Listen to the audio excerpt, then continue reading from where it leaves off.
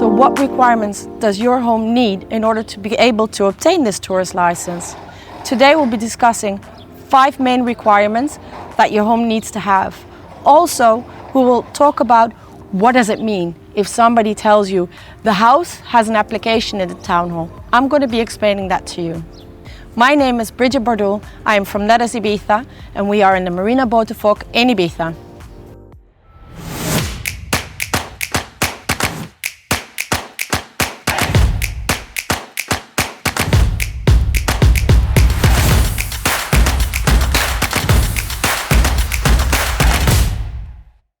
So what requirements does your home need to have in order to apply for a touristic license? There are 5.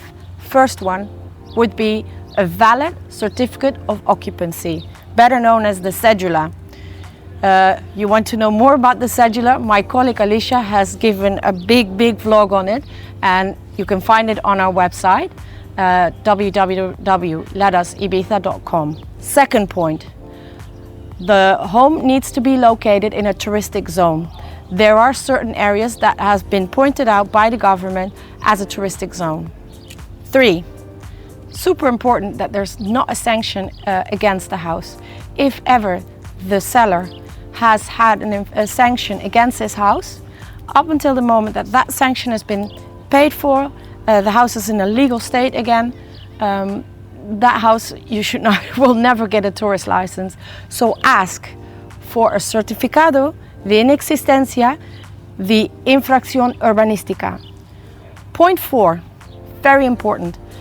If you build a new home and you think, hey, I'm building this home and I'm going to get a tourist license on it, after all, everything is built legal, then no go, because that house needs to have been there 5 years.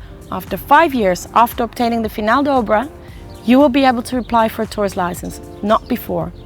Point 5, super important, it needs to have a valid energy certificate because it needs to have a minimum requirement on that energy certificate. Buildings before end of 2007 will need a rating F. Buildings after, so from the 1st 2008, need a rating D. So during your search, you bump into this incredible house, and the real estate agent or the seller tells you there's an application in the town hall. Now, what does that mean exactly?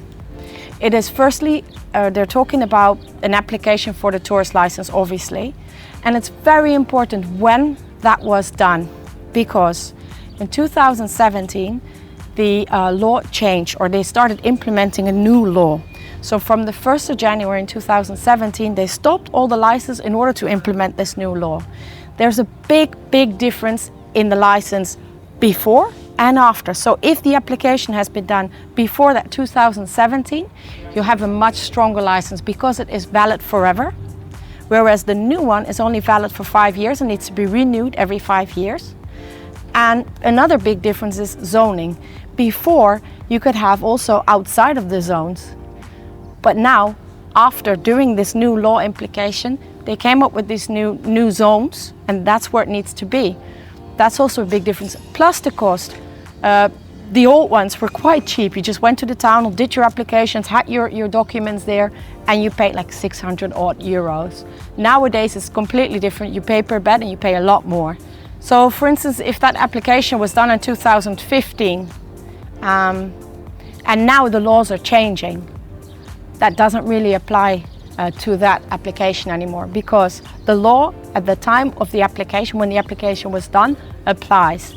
So whatever was set then, that's what they're looking at.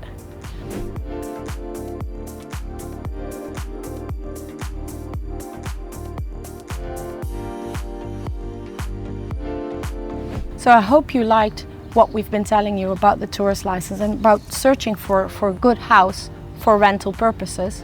I hope you liked it so far. If you want to know more about it, there's another video coming up. Subscribe to our Facebook, Instagram, YouTube, or just to our newsletters to make sure you don't miss that last part.